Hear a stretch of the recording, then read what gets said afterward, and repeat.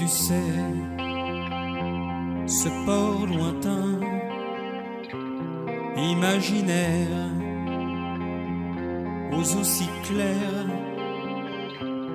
où prennent fin ces nuits sans lune, où se dissipent toutes les brumes, ces aubes grises qui ont sommeil, ce port lointain qui offre enfin aux naufragés un horizon tant espéré. Moi je m'appelle Sarah, je suis belge, tout ce qui se fait de plus belge, et mon compagnon s'appelle Kwame et il est d'origine d'Afrique de l'Ouest. Tu le sais bien, je brûle encore de ces bouts de rêve, de ce naufrage, et sans ta main, et sans ton corps qui sur ma peau doucement se pose, me réassure et me permette, je te le jure, d'aller plus loin, car sans ta main, ce port lointain serait trop loin.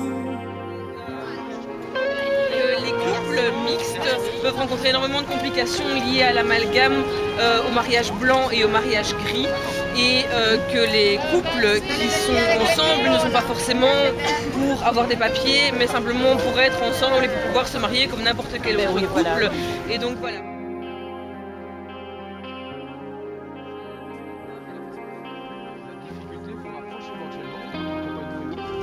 Éventuellement, pour l'instant, on vit surtout notre relation au jour le jour. On n'est pas encore dans tous ces troubles administratifs, mais j'espère que le jour où on y fera face, ce ne sera pas un obstacle, mais effectivement une manière de rester plus soudés.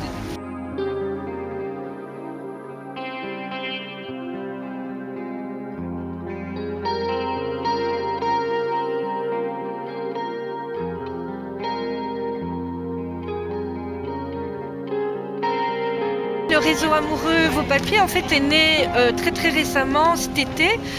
C'est des femmes qui venaient visiter leurs conjoints, compagnons qui étaient détenus au centre 127 bis à Snokkerzeel. Et on a remarqué à ce moment-là que des rafles avaient vraiment été organisées sur l'ouest de Bruxelles pour des couples qui étaient en procédure. Et donc il y avait toute une série de maris conjoints qui se retrouvaient là. Et les femmes d'elles-mêmes voulaient faire une petite manifestation.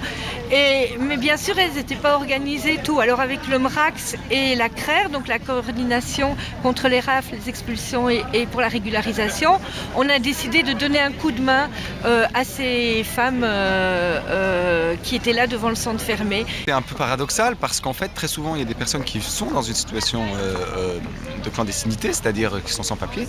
Quand ils entament une procédure de mariage, c'est-à-dire qu'ils vont à la commune, ils vont dire voilà, on voudrait se marier.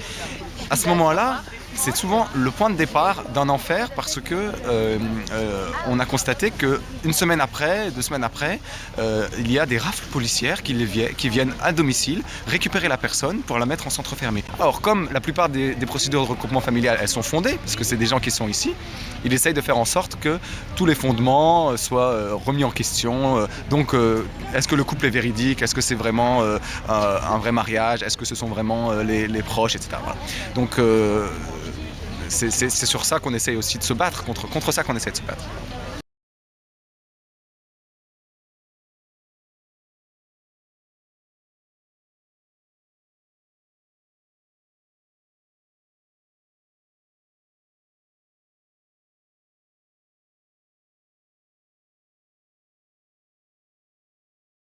Alors aujourd'hui, ce qu'on fait ici sur ce marché, c'est qu'on fait un peu de sensibilisation à travers une petite action, une petite performance qui met en situation une mariée qui raconte que elle est avec son compagnon, qu'elle voudrait se marier, mais elle rencontre plein de problèmes.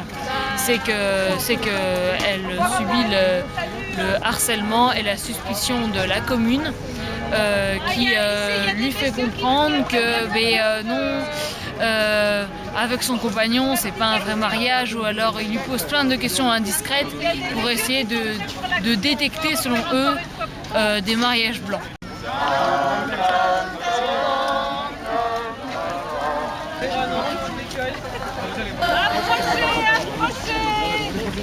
Un mariage ici! Je vais me marier. Mais ce que j'ignore en fait, c'est que je vais rencontrer beaucoup d'obstacles pour ce mariage. Ça suffit. Vos papiers. Vos papiers.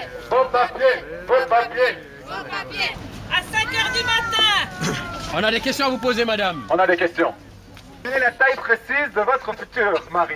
Est-ce que c'est vraiment important pour mon mariage? Répondez. Je dirais 1m70. C'est un suspect, hein? C'est un suspect. Une autre question. Une autre question. Ça c'est bien. Il y a un plaid sur le canapé. Ne racontez pas que vous dormez ensemble. Mais si, je vous assure. C'est simplement qu'il nous arrive de faire des siestes sur le canapé. Ça n'est pas suffisant. Répondez. Quels sont les noms de tous les frères et sœurs de votre soi-disant compagnon? C'est-à-dire qu'il en a plusieurs et donc Répondez. c'est pas net comme réponse. Une autre question. Pourquoi avez-vous 3 brosses à dents dans la salle de bain? Vous répondez pas assez vite. Ouais, c'est un peu suspect. C'est très suspect même. Très suspect. Pourquoi n'y a-t-il pas de vêtements d'homme dans le linge sale? Répondez. Je l'ai déjà lavé. De Oui, quel côté du lit dormez-vous? ça dépend. Parfois à gauche, parfois à droite. Et ça dépend de quoi? Ça dépend de là où mon compagnon s'installe. Et d'ailleurs, est-ce que vous avez fait l'amour hier? Et dans quelle position? Est-ce que vous avez vraiment le droit de poser ce genre de Ah si, questions? si, si, si. Madame, vous pouvez poser une question si vous voulez. Au pays, c'est la seule solution. Vous voulez donc nous séparer? Il n'y a rien à faire. Je dis la même chose. Mariage blanc, c'est clair. Mais vous auriez pas pu vous trouver un copain belge? Voilà, il y a beaucoup de Belges. Pourquoi Mais l'amour, ça ne se choisit pas. Ah non, c'est ici la préférence nationale, madame. J'ai aimé. Mariage blanc. Mariage blanc. Mariage blanc interdit. Vous avez d'autres questions à poser? Ah oui, sur Skype. C'est pas la même chose qu'une relation en vrai. Ah si, si. C'est la technologie, c'est de la technologie. Vous avez les caméras. La